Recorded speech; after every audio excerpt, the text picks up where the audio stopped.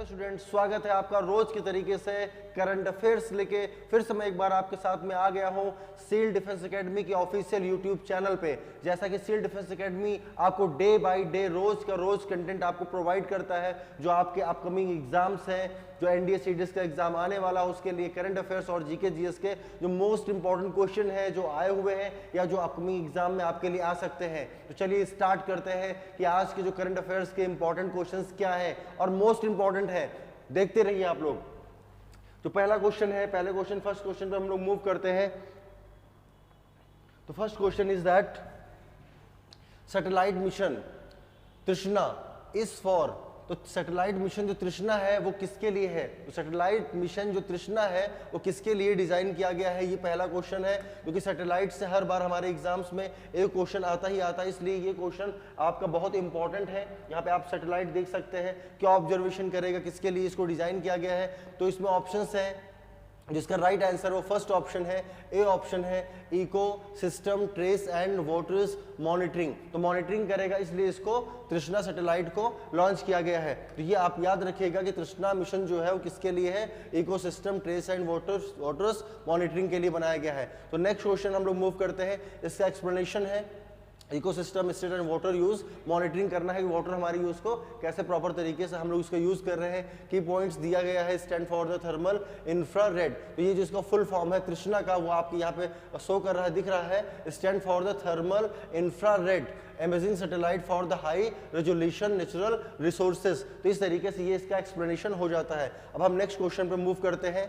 तो second question है वो आपके लिए मोस्ट इंपॉर्टेंट है एनडीए के लिए। तो और क्या क्वेश्चन है आपका? सेकंड क्वेश्चन हम देखते हैं कि who has been appointed as the new vice chairman of NITI Aayog इन 2022। क्योंकि ये जो ऐसे अपॉइंटमेंट्स होते हैं जो एक लंबे समय तक चलते हैं, क्योंकि जो आपका नीति आयोग है, नीति कमीशन है, उसका जो अध्यक्ष होता है वो आपका प्रधानमंत्री होता है, प्राइम मिनिस्टर होता है। तो अभी प्राइम मिनिस्टर आपके नरेंद्र मोदी जी हैं, तो वो है। तो जो आपका कहा गया है कि वाइस चेयरमैन कौन है, तो इसका जो राइट आंसर हो जाएगा वो आपका ए ऑप्शन हो जाएगा, सुमन बेरी। सुमन बेरी, ये मैंने इमेज भी आपके लिए लिखा है, उसमें लिखा हुआ सुमन berry appointed NITI Aayog vice chairman. तो ये आपके लिए क्वेश्चन इंपॉर्टेंट हो जाता है।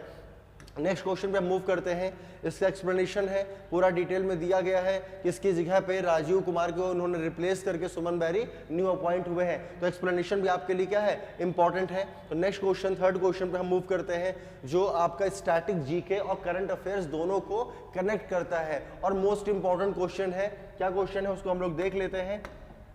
प्रवासी भारतीय दिवस, प्रवासी भारतीय दिवस is celebrated on 9th January. The day was first observed in which year? तो यहाँ पे एक इन्फॉर्मेशन आपको मिल रही है कि इंडिया में भारतीय प्रवासी दिवस कब सेलिब्रेट किया जाता है? तो 9th of Jan को every year we are celebrated the Bharatiya Pravasi दिवस। लेकिन क्वेश्चन इसमें क्या है कि ये कब से स्टार्ट हुआ, कब से स्टार्ट हुआ? तो ये जो है स्टार्ट हुआ है वो 2003 मतलब 2003 से हम लोग रेगुलर भारतीय प्रवासी दिवस 9 जनवरी को मना रहे हैं। अब यहाँ पे आपके मन में आ रहा होगा कि महात्मा गांधी की फोटो क्यों लगी हुई है? बिकॉज 9 जैन 1915 को महात्मा गांधी साउथ अफ्रीका से वापस आए थे और इसीलिए उस दिन को एज अ भारतीय प्रवासी दिवस के रूप में हम लोग क्या करते हैं? सेलिब्रेट करते हैं। इसको अगर एक्सप्लेनेशन भी हम देखते हैं तो इस तरीके से पूरा एक्सप्लेन किया गया है क्यों इसको हम लोग मना रहे हैं, क्या रीजन है। तो यहाँ पे मेंशन किया गया है कि Gandhi return to India from the South Africa, he got the title of the greatest pravasi. तो 2003 से ये स्टार्ट किया गया है। तो ये आप याद रखिएगा,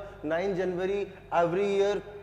और कब से स्टार्ट हुआ? 2003। किसके वजह से स्टार्ट हुआ है? तो महात्मा गांधी। तो इस तरीके से हम नेक्स्ट क्वेश्चन पे मूव करते हैं। तो आज का ये एक इंपॉर्टेंट क्वेश्चन आपके लिए आ गया है। फोर्थ क्वेश्चन क्या है आपके लिए important? Which of the following country is not a member of SAARC. तो हर बार यहां से जितने भी एशियान हो, साउथ ईस्ट एशिया से रिलेटेड जितने भी ऑर्गेनाइजेशन है, वहां से एक करंट अफेयर्स में क्वेश्चन हर बार आता है, इन ऑर्गेनाइजेशन से क्वेश्चन पूछा जाता है। तो कहा गया कि which of the following countries not member of the SAARC. तो इसमें जो इसका मेंबर नहीं है, ये मैप भी आपके सामने शो हो रहा है कि जितने भी मेंबर्स हैं इसके, वो सारे के सारे हाईलाइट है। चाहे वो अफगानिस्तान हो, आपका बांग्लादेश हो, ये आपका हाईलाइट हो रहा है, आपका भूटान हो, इंडिया आपके बीच में है, नेपाल आपका इंडिया का नेबरिंग कंट्री है, मालदीव है जो साइड में यहाँ पे है, आपका पाकिस्तान है, इंडिया का नेबरिंग कंट्री है, और श्रीलंका। इसमें कौन सा कंट्री अलग से दिया गया है हम लोग देख लेते हैं। इसमें नेपाल है इंडिया के साथ में, मालदीव है, अफगानिस्तान है। तो चाइना इसका क्या हो जाएगा कि not member of the SAARC, तो ये इसका सही जवाब हो जाएगा।